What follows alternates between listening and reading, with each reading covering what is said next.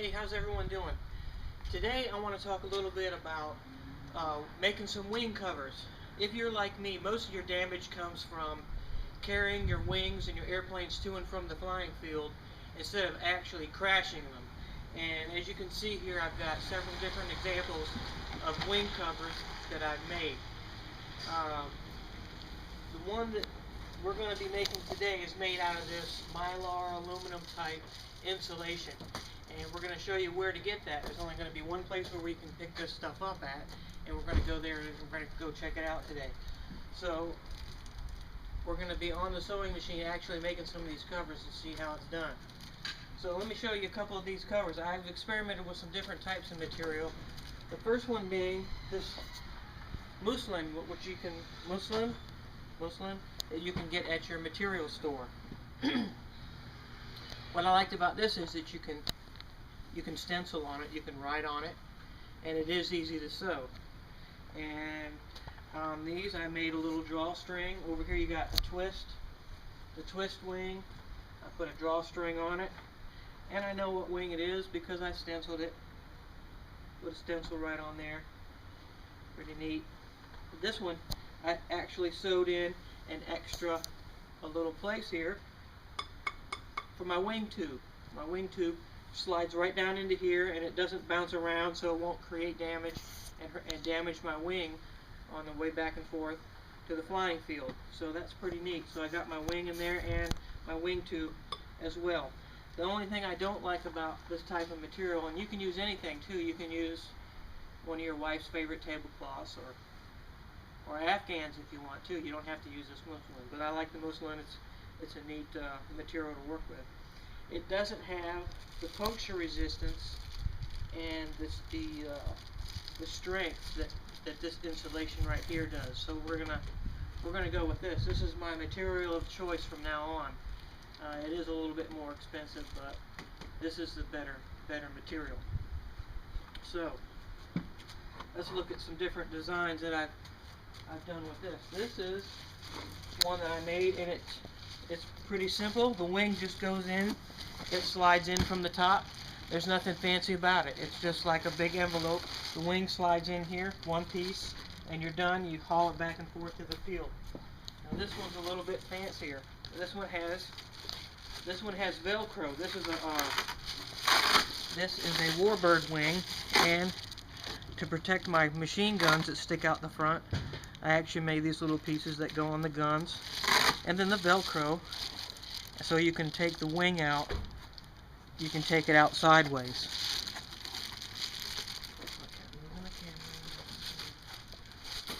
So that one comes out sideways. And then you can make these as big as you want. This is like a 80-inch wing.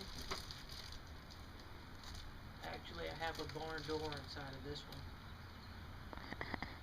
No, there's a wing inside of here, but unfortunately I should have kept it as a two-piece wing, and I didn't. It's a one-piece wing, and this thing is easier to damage now that it's a one-piece wing, so this cover really comes in handy. So again, no Velcro here. You just open it up and shove the wing in and out, pull the wing in and out of here. One piece cover. Really handy. Okay, here we are at Lowe's. Lowe's is the only place I know where we can get the special insulation aluminum bubble wrap to do our project. So let's check it out. Let's go inside and see if we can find our special insulation. Come on, let's go. On aisle 16, I believe it is, with the insulation. And this is the aluminum vinyl insulation that we need to get. It comes in 3 different sizes right here. You got 16, 24-inch wide, and 48-inch wide. The most popular one that I'm going to use is, or that I've been using, is the 24-inch wide. I have used this size right here, the 16-inch wide, but the 24 is the most popular width right here, and this is the size that we're going to be using today. Okay, these are the basic tools that you're going to need to make the cover, your wing covers. First of all, a woodpecker.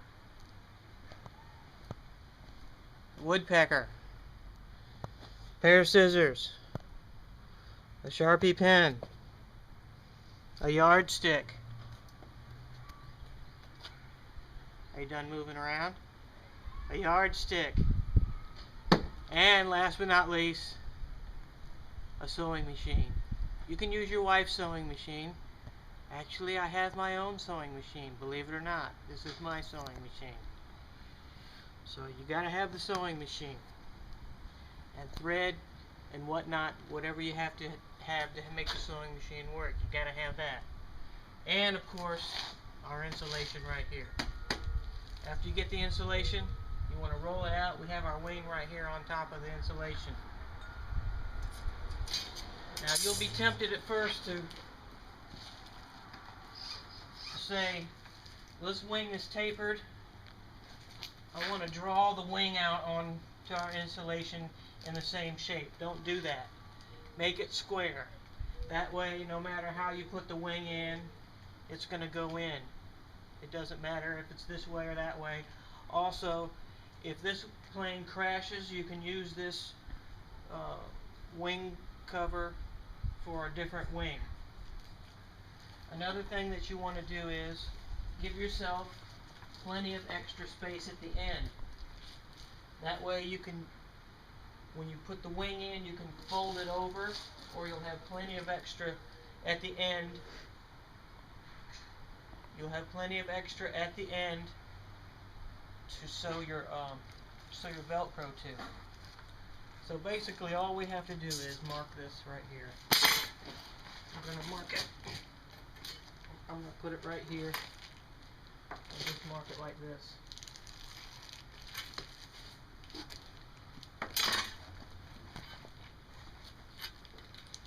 And give yourself, again, plenty of extra space here because the wing has thickness to it. So you want to make sure that you have plenty of room to ensure that you can sew it together, sew your pieces together. It's better to make it too big than to make it too small. So I'm going to bring this one out to here. I'm going to bring it out to about right here. So then I'll measure that. That comes out to be 19 and a half. I'll measure mine 19 and a half. Done deal.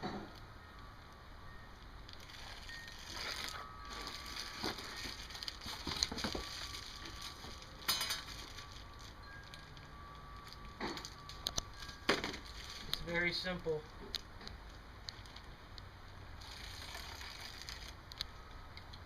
And then there we have one piece of the wing. Now what you can do is, instead of cutting two pieces, since this is so long, all you have to do is keep measuring all the way down, 19 and a half, and fold this whole thing in half. Let me show you what I'm talking about here. We'll put our wing over here out of the way. Now we're going to just fold it in half right here. Once I've marked it and cut it, we're just going to fold it in half like that. And then when we go to sew it, I'll sew it all the way up here. And I'll just sew this end up here. And then we'll drop our wing right down in. This will be our opening. And I'll drop our wing right down inside there. And there you have it. If you didn't want to waste this extra, you could use the whole thing. You could use the whole width of this if you wanted to. Now, here's where your woodpecker comes in. Because this is insulation, these bubbles are filled with air. And it's going to be hard to pull through your sewing machine. So you take your woodpecker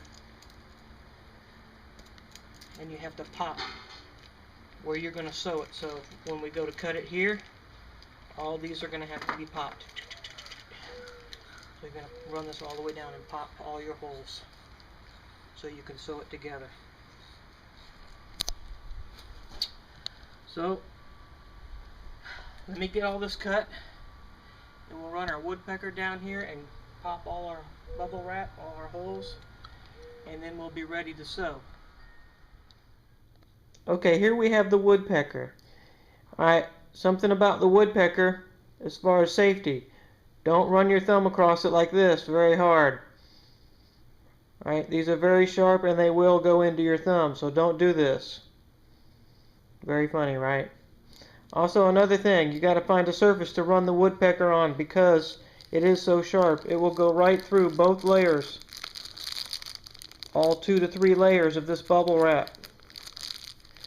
So do it on some carpet. Do not go outside where we were and run this woodpecker on the cement or a hardwood floor. You got to run it on some carpet or something very soft that will absorb these points. So here you go. All you have to do is run it down along the edge. What we want to do is just pop these couple rows of bubbles right here, so when we run it through our machine, this is going to be very flat and it'll be easier to pull through our sewing machine to sew these 2 layers together. So let's just run it down through here. I'll show you. Very easy. Run it through here. Just like that. You can run it a couple of times if you want to make sure you get all those bubbles popped. And you press down a little bit.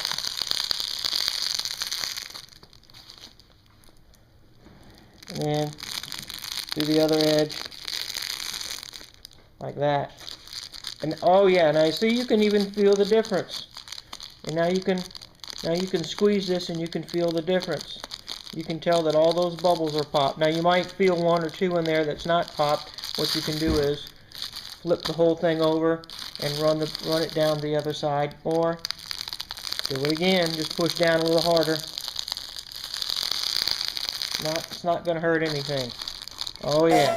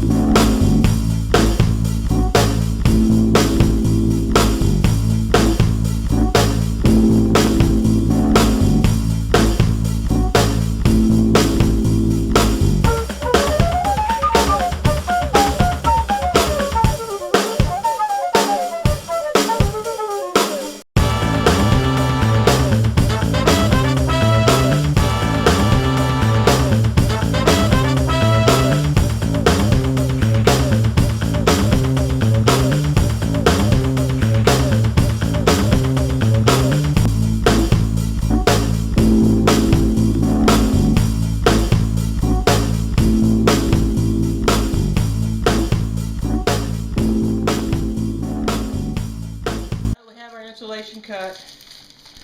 We're going to get ready to sew. I'm going to thread my machine here. I'm going to thread my machine. If you're borrowing your wife's machine, all I can say is make sure that you get permission. I told you before that this is mine, so I don't have to worry about that. I'm going to thread this machine. You can use whatever kind of thread you want. If you can get a little bit heavier duty cotton thread, that's great. Or a nylon thread is even better. It'll last longer. I'm going to use a regular standard stitch. The only difference is I'm going to set it. I'm going to use a standard straight stitch. I'm going to set it. Mine's an electronic. I have an electronic menu here, and I'm going to set it for as few stitches per inch as possible. So that means my stitches are going to be longer, because even though that I've poked the holes in my material here, it still sometimes it doesn't want to pull it through, so I'm going to help feed it through as well. Plus setting it for as long of a stitch as possible helps the feed dogs here pull it through even further. So they're going to pull it, they're on max setting, so they're going to pull it through as fast as possible, because you're not going to get a whole lot of wear on these covers anyway. So let's just do this right here. I'll show you what I do on the end. I'm going to set it, you know, maybe a 1/4 of an inch in. It's not rocket science here. Another thing is to check your thread tension That's what messes a lot of new people too up on sewing if you haven't sewn before. Check your thread tension. And how you do that is you sew. See, look at that, it didn't want to pull it through. You can check. This machine always stops, because it's an electronic sewing machine, it always stops in the down position, which is good. So like if you had to turn it on a 90 degree, that needle's in a down position, so it'll allow you to stop it, turn it here, and now you can continue on with your turn. So let's check here. Can you get a close up of that, Jack? Let's see. Well, I'm using a lighter thread here, so it's hard to see, but our thread tension is good. We have no pile-ups here on the bottom. Our thread tension looks good. So we're going to go with that. Okay, you can pull back now. Our thread tension is good. Go back to the starting point.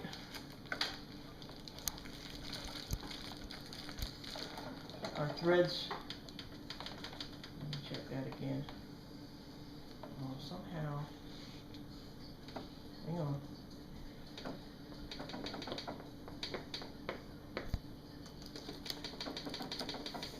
Can I bump this? I should be on that. Hang on. Okay, we're good.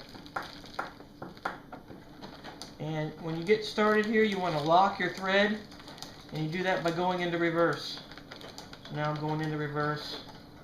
Do that for an inch or two, let it go back into forward. Now your thread is locked. And I'm going to put my hand behind here. Something you want to remember when you're sewing is safety. You don't get your fingers up under here. You don't want to get your fingers in between the presser foot and the needle up under here. That needle will go right through your finger, won't even think about it. Alright? So think about safety. I wear glasses because I can't see, I'm farsighted. So if you don't wear glasses, you might want to think about wearing some safety goggles. If the needle misses and hits the presser foot, they have been known to break off and needles fly in people's eyes. So be careful there. Alright, let's just continue on. Like I said, once you get it started, you can pull from the back side here. I'm pulling from the back side, just a slight pull. You don't want to go too fast. This is a good speed. And that's it. Alright, start recording.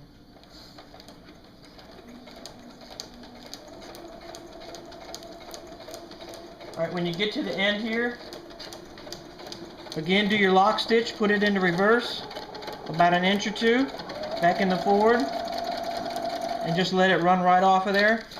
Pull it out and cut it. And then see here you have the end of your wing bag, and it's sewn up. And remember I told you you could fold your wing bag over, so you don't have to sew this edge, and that's good to go. Good to go. Here we got our seam. I'm not the greatest seamstress in the world, but hey, it's sewn all the way down. We can check the inside of our seam. See how strong it is.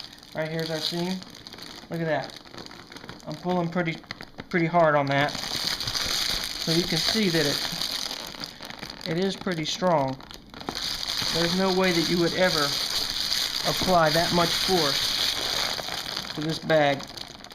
It is pulling apart a little bit, but there's no way that you would apply that much force to this bag. And it's good to go. We have our finished wing bag for our Ultrasport 40. And you can see that I made it about 6 inches or so too tall. But this one is going to go in the end. Let's stick it in there and see how it works. Let's see if I can do it without.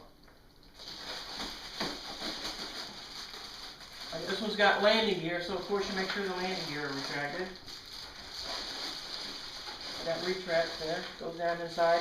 One thing you want to make sure when you put these in there, don't let go of the wing, because it's going to go all the way down and plop and hit the floor. No good. Now what I like about up here is you don't have to use Velcro. If you leave a little bit on the top, here's the top of our wing, right? Watch this.